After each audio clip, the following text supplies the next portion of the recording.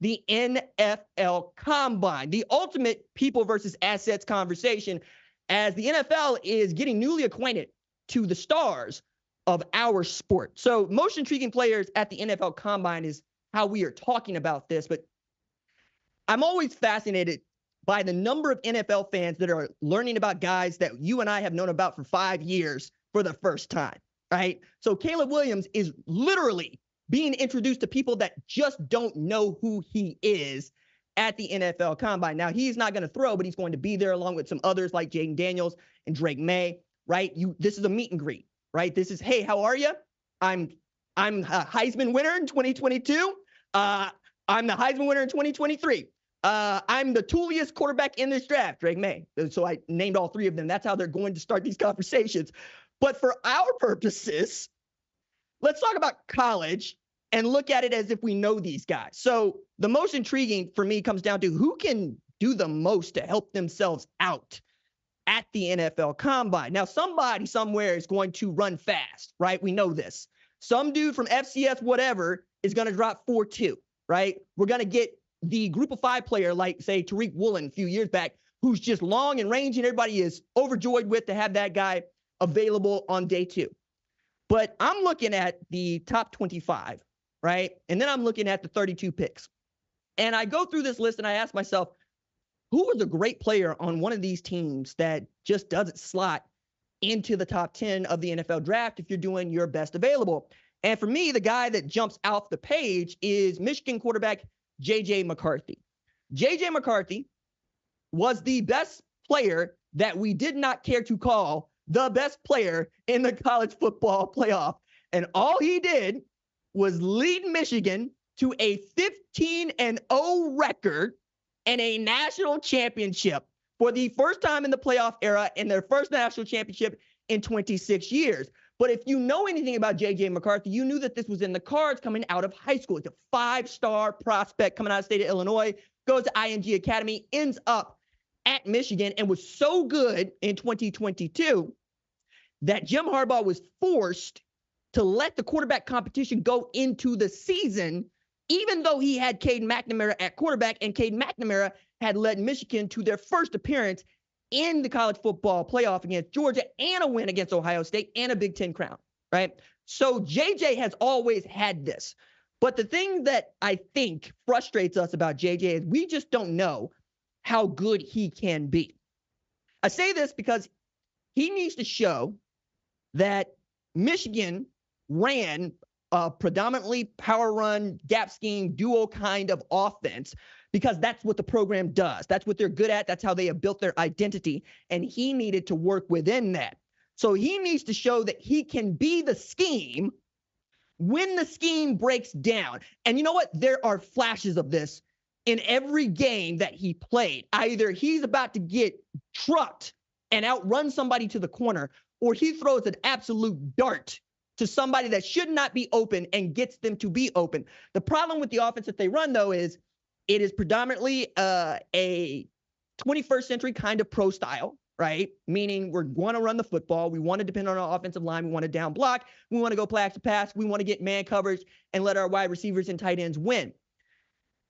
That means that a lot of the throws that JJ was making are the first and second read, right? And the thing that most NFL evaluators want to know is that you can go back across the field, right? Meaning you can go to the right, you can go to the left, and you can come back right, and you can make a play. C.J. Stroud was doing this for the Houston Texans all last year, right? People had missed this about him because he just does not have the athletic tools that JJ does, but his accuracy is the best that anybody has seen in quite some time. I know this because C.J. was the first guy to throw a perfect score at the opening final, right? That's how he ended up winning Elite 11 MVP over a guy like Bryce Young, who ended up winning the Heisman Trophy at Alabama, but had a better year as a rookie than Bryce Young did. Now, a lot of that has to do with fit. A lot of that has to do with D'Amico Ryans is an outstanding football coach, and Frank Reich just didn't get time to be that guy at Carolina. But you get my point here.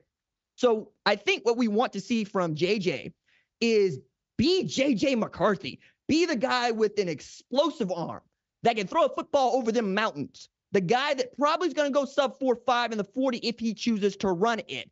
The guy who can make that layered throw over the top of the linebacker that's dropping back, but in front of the safety that's coming downhill and into the breadbasket of a wide receiver that's running across the middle. That's what you want to see. You want to see the guy that, frankly, we thought Zach Wilson was going to be. And that's really the problem, right? Is, goodness me, man, JJ's probably going to light this thing up. And he should, because he's a prodigious talent. And I'm glad I get to talk about him in this way, because he's going to be unshackled, right? He's not going to be running Jim Harbaugh and Sharon Moore's offense. He's going to be in really competitive scale, right? We're going to get to see that dude in some really cool 7-on-7 type situations and see where he can put the ball and see how he can move. And then go be the guy that Jim Harbaugh loves, the guy that Jim Harbaugh called the best quarterback in Michigan history. Why would Jim Harbaugh give you that sort of a moniker? Because he believes in you as a person and as a leader. That's the coolest thing I can actually say about Jim Harbaugh and his program. I got to talk with him a few times. Not a lot, but a few times. And each time, he spent more time talking about his players and his coaches and how much he loves them and what kind of people they are than he does what they can do on a football field. It's almost like it doesn't really matter, because he knows the kind of person they are, the kind of effort they're going to put in.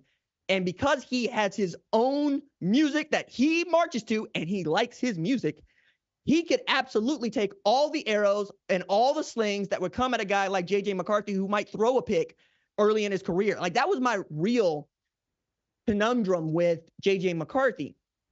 He would make some stupid decisions.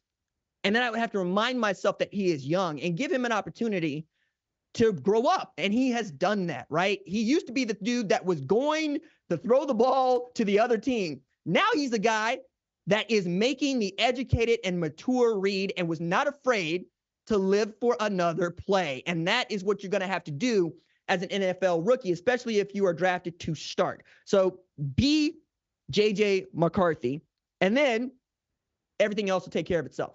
I truly believe that. I don't think he's a top 25 player in this draft overall, but I do think that he could be a top 10 pick, given what the quarterback position means in the NFL and given what he might be able to display in a combine and pro day environment. So aside from J.J. McCarthy, there's one other guy that I think can really help himself at the NFL combine, and that is Washington wide receiver Rome Odunze.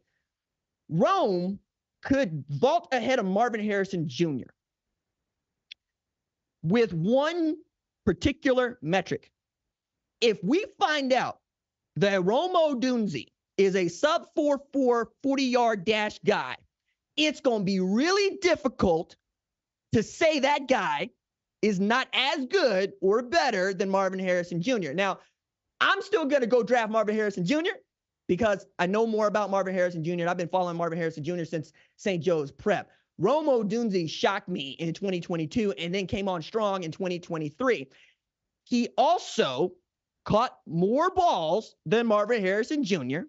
He also would have been the Biletnikoff Award winner if his quarterback wasn't so good and he didn't have such great help. That's the thing about Marvin Harrison Jr. is Kyle McCord is not the quarterback that Michael Penix Jr. is, right? So we were looking at Michael Penix Jr. a little bit differently than we're looking at Kyle McCord. And because of that, we looked at Marvin Harrison Jr. We made him a better player. It still might be true, right? Given the bloodlines, given what he has done at Ohio State, the first wide receiver with multiple 1,000-yard receiving seasons ever, right? Their first Biletnikoff Award winner since 95. But Rome won his conference championship, beat his in-state rival, beat their most hated rival twice, won a college football playoff game, and made the national championship. Now, I would argue if I'm Marvin Harrison Jr., hey, dog, you see what I did against Keely Ringo at Georgia? You know what time it is. You know who I am.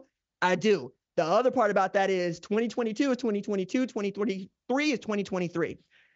Honestly, I think if Marvin Harrison Jr. is gone, it's going to be a race to go get Rome Odunze, and that is the height of my confidence for him. Like, it's that cut and dry, right? I could go Marvin Harrison Jr., Rome Odunze, Brock Bowers. I could even see Brock Bowers going before both of them if he ran fast. But I think if Rome runs incredibly quick, and we really got to have a deep discussion about wide receiver one, that's going to help him tremendously, because he goes from being a guy that might be drafted late in the first or early in the second to a guy that might get selected in the first 10 picks, which is where I expect Marvin Harrison Jr. to go regardless of how fast Rome Odunze runs the 40-yard dash. If you like what you've seen, consider subscribing to the #1 college football show on YouTube, the Fox Sports app, or wherever you get your podcast.